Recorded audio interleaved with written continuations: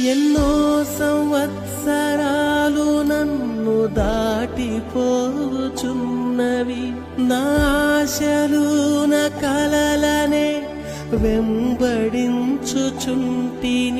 ఫలాలు లేని వృక్షము వలె ఎదిగిపోతిని, ఏనాడు కూలిపోదునో ఎరుగకుంటిని.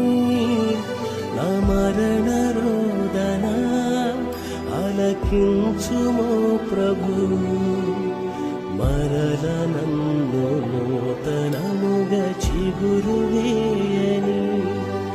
నా బ్రతుకు దినములు లెక్కింపనేర్పుము